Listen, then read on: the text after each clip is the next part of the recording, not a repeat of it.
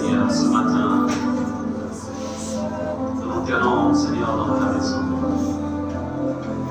Seigneur, c'est toi que nous sommes venus rencontrer. Seigneur, viens encore toucher chacun d'entre nous ce matin. Permets-nous aussi de toucher, Seigneur, le pont de ta robe ce matin. Toi qui es assis sur ton trône et qui vis à jamais. L'univers tout entier ne peut te contenir, Seigneur. Toi, le Dieu grand et puissant, le véritable. Seigneur, ce matin, nous voulons te dire que nous t'aimons. Parce que tu es celui qui nous a aimés nos prémices. Tu n'es pas un Dieu qui nous juge, mais tu es un Dieu qui sauve. Tu ne nous regardes pas comme les hommes nous regardent. Ton regard est un regard, Seigneur, d'amour. Oui, car tu es amour. Merci, ô notre Dieu. Tout au long de cette semaine, tu nous as gardés, tu as veillé sur nous. Et ce matin, tu nous rassembles afin de nous donner encore les instructions. Des instructions afin que chacun d'entre nous puisse demeurer dans une vie de victoire. Alors, de l'année 2024, Seigneur, tu veux davantage nous équiper. Parce que l'église, dans son essence, est d'abord avant tout une église vainqueur. Une église pleine de force et de vigueur.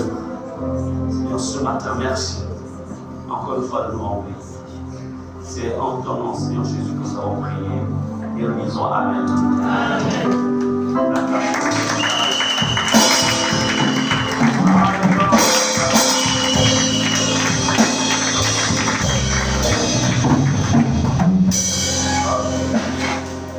Pouvons nous asseoir. Merci Seigneur. Gloire à Dieu.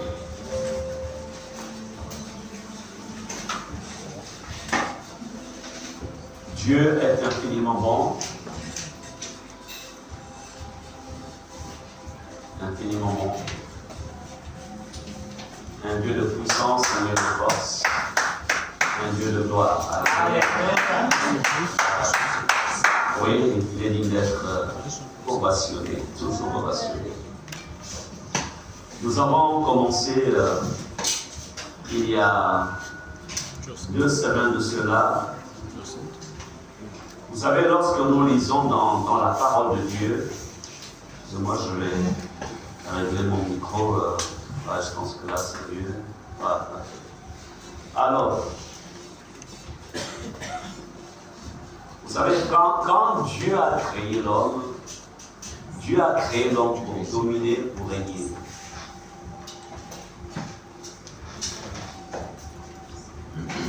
Et Adam avait toute la connaissance sur la domination et le règne. Mais Ève n'avait pas toute la connaissance sur la domination et le règne.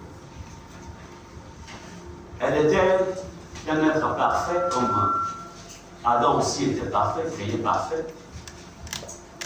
Mais la différence qu'il y avait entre Adam et Ève, c'est que, au-delà de l'état de perfection, Adam avait plus de connaissances qu'Ève.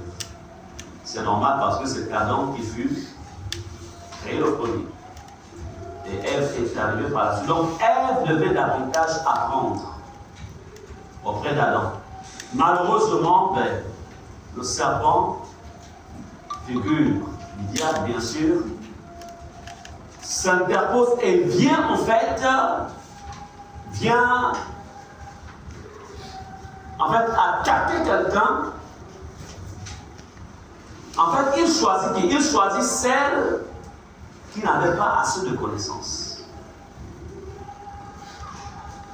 Le serpent ne va pas vers celui qui avait la connaissance, toute la connaissance.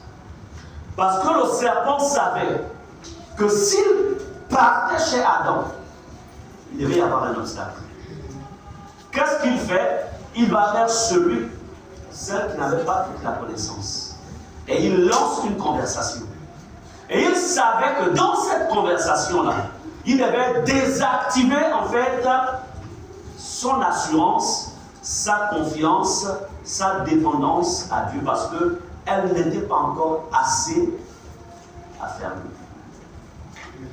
Est-ce que vous comprenez cela?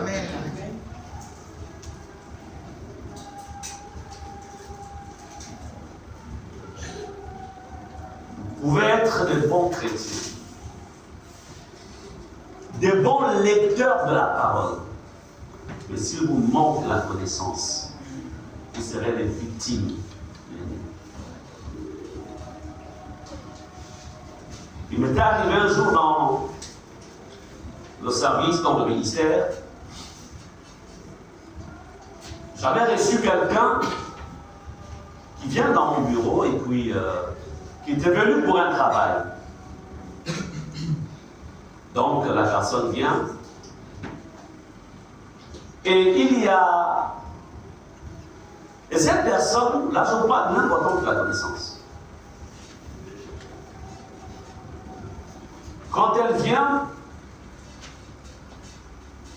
la première fois elle vient, la deuxième fois, et je pense que c'est la troisième fois. Et à la fin, elle me tend une enveloppe. Je lui dis non. Repars avec ton enveloppe. Je n'ai pas. Non.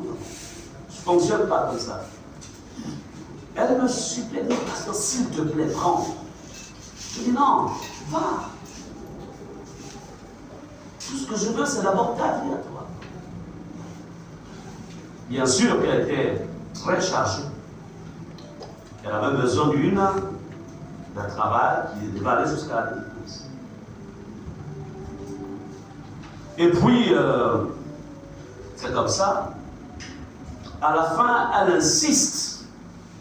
Elle dépose l'enveloppe sur la table, sur le bureau, et elle s'en va. Alors, dans mon esprit, je pressens que je ne peux pas toucher à ça. J'ai pris, j'ai déposé ça. Et avec l'intention de venir mettre ça ici dans la corbeille. Je ne voulais pas toucher, parce que je ne connaissais pas son identité spirituelle. Alors, et puis, les jours qui vont suivre, je vais recevoir des personnes, donc des pasteurs, qui connaissaient la personne et qui me parleront bien de cette personne. Non, bon, parce que cette personne, c'est une très bonne personne. Bon. Et puis, bon, quand elle m'avait rendu le compte, ces pasteurs m'avaient rendu le témoignage derrière, c'est alors que je dirais, bon, certainement c'est Dieu qui me répond parce que je ne voulais pas m'ouvrir à cela. Alors, je suis en train de vous parler de l'importance de la connaissance. Comment fonctionne le monde de l'esprit. L'homme n'est pas seulement physique. Et puis, je prendrais, je pense que j'avais, depuis un mois, je m'étais retrouvé avec un problème de carburant. Je me suis dit, bon, comme ça traînait dans mon bureau, je vais utiliser le carburant. Je vais acheter du carburant avec ça. Les jours qui vont suivre, je vais être visité par un être, en fait, bien sûr, un être maléfique. Je sais souvent lorsque je suis visité, surtout quand je fais des délivrances. Et puis, je suis là, je dis, mais cet être est passé par où? Qu'est-ce qui lui a donné accès? J'ai cherché. Restez dans la vie saine, ouvre les yeux. Cette attaque vient d'où? Et l'esprit me rappelle et me dit, souviens-toi, ce que cette personne avait laissé dans ton bureau portait les marques de son identité, de son ADN spirituel. J'ai dit, mais, et pourtant on m'a rendu un bon témoignage. Oh oui, mais ce sont les hommes qui t'ont rendu un bon témoignage. Ce n'était pas moi qui t'ai rendu ce témoignage. J'ai dit, alors je fais quoi? Et le Seigneur me dit, tu dois restituer le même montant que tu as utilisé. Amen. Amen. Donc, à travers cet acte qu'elle avait posé, quoique c'était avec un bon cœur, mais son identité spirituelle portait les marques sur, on appelle ça l'ADN. N'oubliez pas qu'il est écrit que tout est pur pour ceux qui sont purs. Je vis dans la pureté. Quand je tiens ceci, ça porte la marque de la pureté. Mais si la personne est impure en elle, tout ce qu'elle touche aussi est bien impur.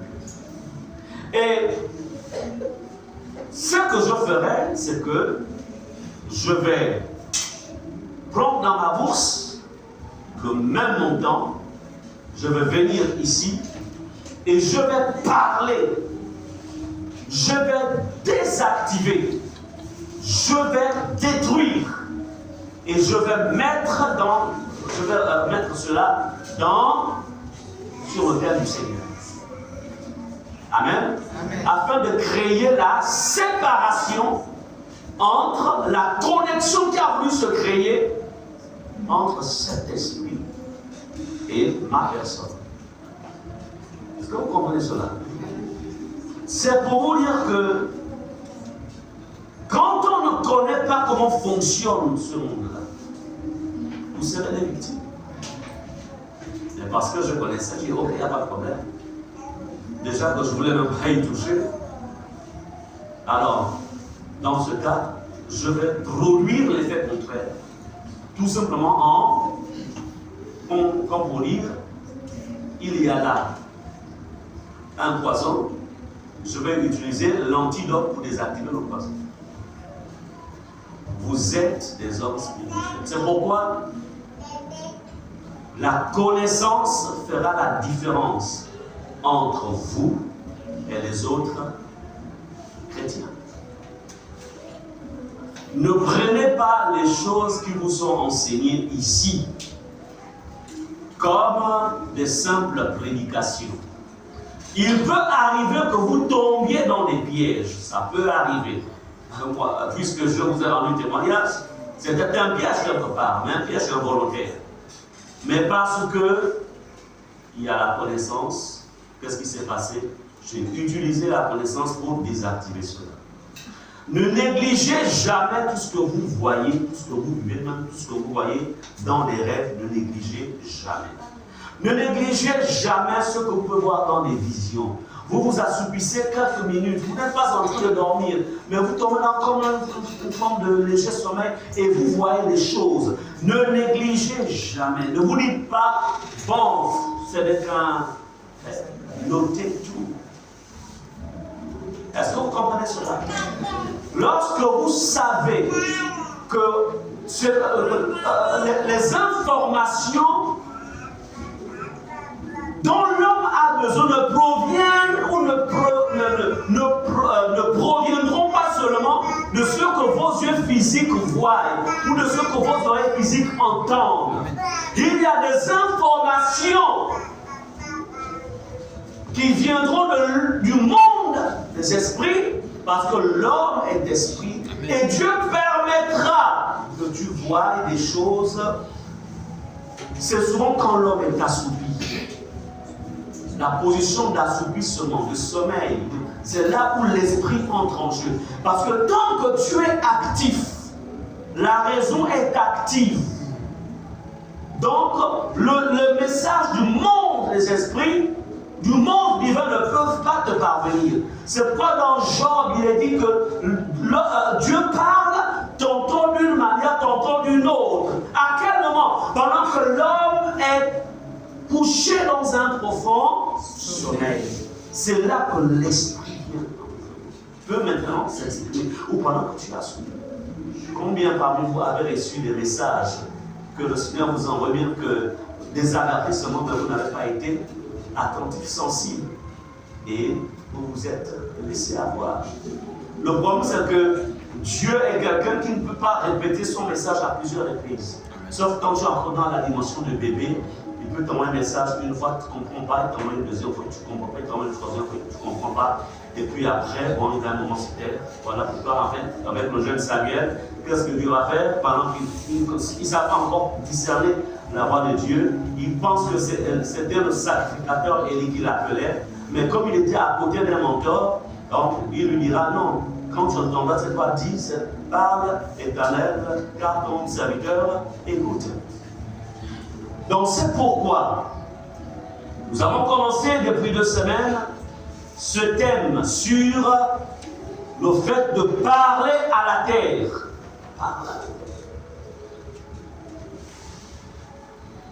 Nous avons, depuis 2 semaines, compris que la terre sur laquelle nous sommes, sur laquelle nous marchons, était une entité vivante et que cette terre possède des capacités pour ton épanouissement, mais aussi cette terre peut être contactée par d'autres forces pour te combattre.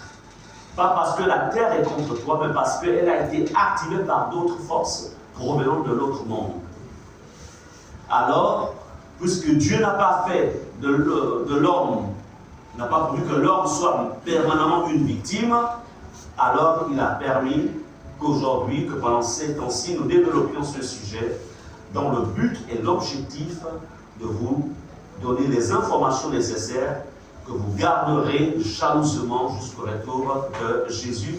Parce que tant que vous êtes dans ce monde, tant que vous vivez, je voudrais vous dire que nous aurons toujours affaire aux puissances des ténèbres, nous aurons affaire au diable, nous aurons affaire aux démons, on aura affaire aux sorciers, nous aurons affaire en fait à l'ennemi. Et pour cela, nous avons assez d'armes pour pouvoir les mettre à nu.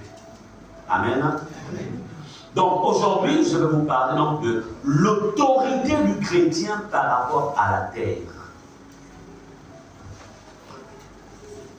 Votre autorité par rapport à la terre. On a souvent utilisé le terme autorité un peu plus sur les démons, sur les esprits méchants, sur les agents des ténèbres. C'est là qu'on a souvent utilisé en fait la notion de l'autorité. Mais nous avons vu déjà depuis la semaine dernière que l'autorité ne s'exerce pas seulement sur les démons, ça ne s'exerce pas seulement sur les esprits méchants, sur le diable. L'autorité aussi peut s'exercer sur les éléments de la création. Nous avons vu comment Jésus, en fait, alors que les apôtres ils étaient dans une barque pendant qu'ils traversaient, il eut un grand vent. Jésus parla au vent. Il ne parla pas à l'esprit du vent, mais il parla au vent. Et la tempête se calma. Nous avons aussi vu que, alors que Jésus s'approcha d'un figuier, il voulait certainement manger des figues, mais la Bible dit que ce n'était pas la saison des figues. Alors, et le figuier, donc, étant en vide, n'ayant pas de fruits, voudrais-je dire, alors il parlera au figuier et dira, plus jamais personne ne mangera de ton fruit. Et la Bible nous dit que le lendemain, le figuier était sec. Les apôtres furent étonnés. Alléluia. Donc, tout ce que Jésus a fait, je voudrais vous dire ceci. Voyez comment Jésus a fonctionné. Et apprenons à fonctionner comme lui, il a fonctionné. Même à la fièvre, la Bible dit la belle-mère de Pierre était fiévreuse. Jésus ne parlera pas à l'esprit de la fièvre, mais il ordonnera à la fièvre de quitter la vie de la belle-mère de Pierre et la fièvre disparaît. Donc pour dire il y a une différence entre une maladie et l'esprit qui véhicule la maladie. Donc que ce soit l'esprit du mal qui véhicule la maladie, ou que ce soit la personne, que ce soit le mal ou la maladie elle-même, on a besoin d'exercer l'autorité. Est-ce qu'on est ensemble? L'autorité.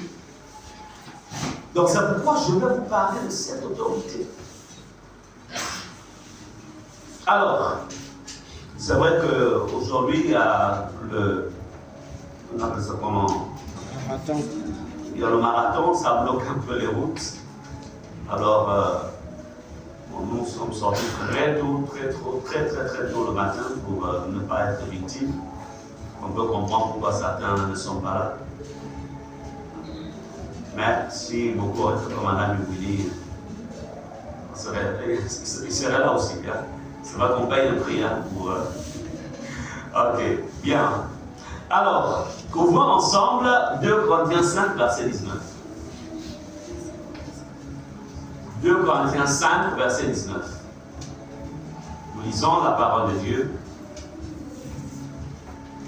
Écoutez, ici la Bible dit, car Dieu était en Christ, réconciliant le monde avec lui-même, en n'imputant point aux hommes leurs offenses, et il a mis en nous la parole de la réconciliation.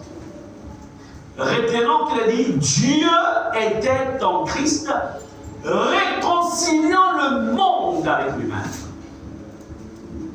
Ici, quand on dit réconciliant le monde, il est question, en fait, de la création végétale, la création animale, la création humaine, la création marine. Il réconcilia le monde.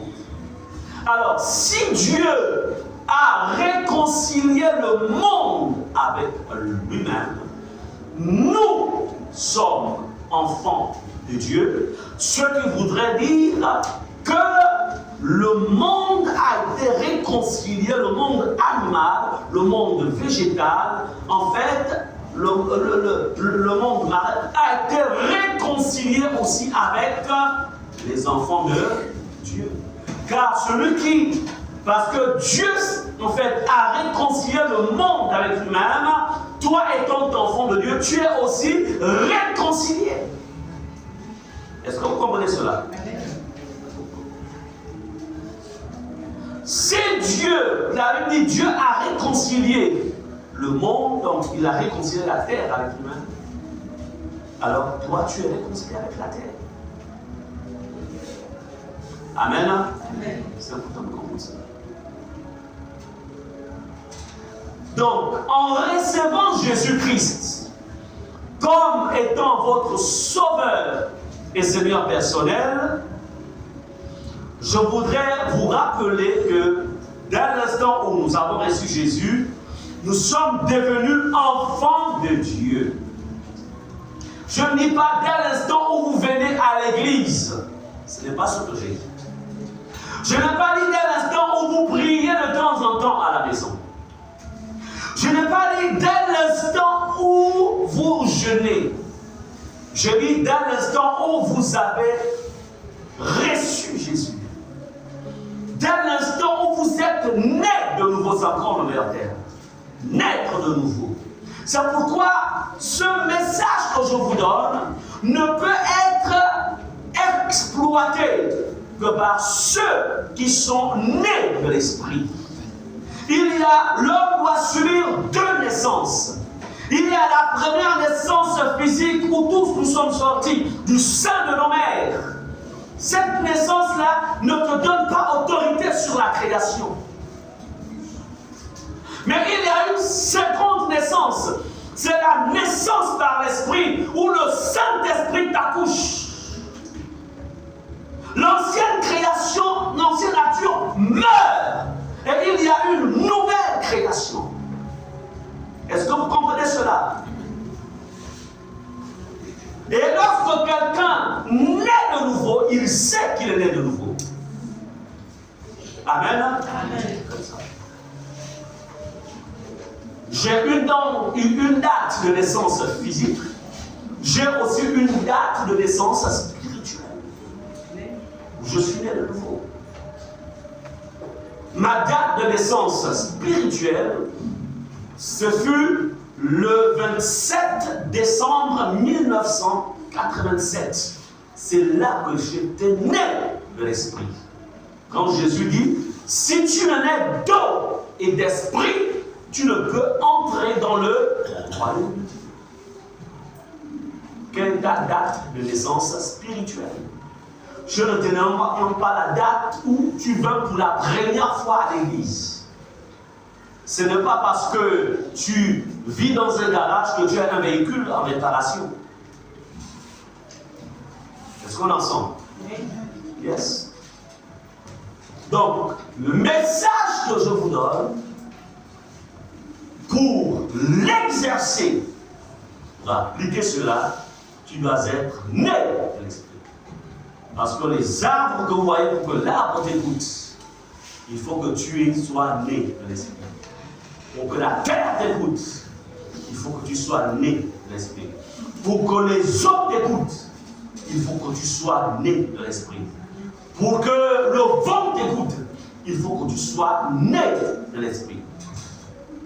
La naissance spirituelle. Est-ce qu'on est ensemble?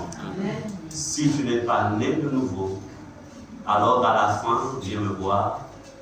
Viens voir les anciens, dis je veux naître de nouveau. Est-ce qu'on est ensemble? Ça, on appelle ça un message de puissance pour les enfants de Dieu. Nous étions quelque part avec quelques anciens. Et puis,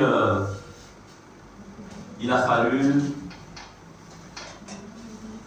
cette personne qui avait acheté cette maison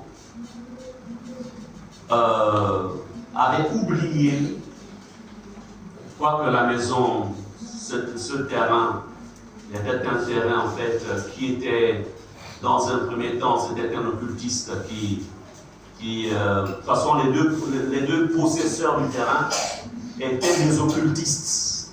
Donc ils adoraient, ils avaient des alliances avec les divinités du monde inférieur. Donc ceux qui vont acheter le terrain, il va bâtir la maison. Et les temps qui vont suivre, les années plus tard, il va commencer à vivre des combats. Et le Seigneur va nous révéler que le problème, c'est que ceux qui habitaient à cet endroit, ceux qui habitaient sur ces lieux, avaient des autels, mais toi, tu es venu habiter, c'est vrai, tu es chrétien, tu es enfant de Dieu, mais tu n'as pas désactivé cela. Alors, nous étions donc avec des anciens, donc dans cet endroit, et il fallait détruire cela et rebâtir un nouvel hôtel. Il fallait parler à la terre pour dire c'est un nouveau propriétaire. Est-ce qu'on est ensemble? Donc, la question, es-tu né de nouveau? Tu peux être un enfant, tu peux avoir 5 ans, 6 ans, tu peux avoir 7 ans, 8 ans et naître de nouveau. La nouvelle naissance, ce n'est pas une affaire des personnes qui ont un âge avancé. Non. La nouvelle naissance, nous sommes dans les derniers temps, même les bébés à la mamelle peuvent naître de nouveau. Est-ce qu'on est ensemble? Donc, c'est quoi dans Jean 1, verset 12 à 13, il est écrit, mais à tous ceux qui l'ont reçu, Jean 1, verset 12 à 13, à tous ceux qui l'ont reçu, à ceux qui croient en son nom, elle a donné le pouvoir de devenir enfants de Dieu, lesquels sont nés non du sang, ni de la volonté de la chair, ni de la volonté de Dieu, plutôt de l'homme, autant pour moi, mais de Dieu. Naître de Dieu. Et lorsque tu nais de Dieu, il y a quelque chose que Dieu vient faire dans ta vie. Il y a une marque qui reste indélébile. Est-ce qu'on est ensemble? Il y a une marque. Tu ne peux pas être né de Dieu et ne pas avoir une marque, ne pas avoir une expérience, ne pas avoir un souvenir. Il y a quelque chose. Moi, mon souvenir, c'est que lorsque je naissais, je vais dire ça comme ça, c'était une grande lumière qui partait du ciel et qui faisait son entrée dans mon être, en plein jour, plus brillante que le soleil. tellement fort.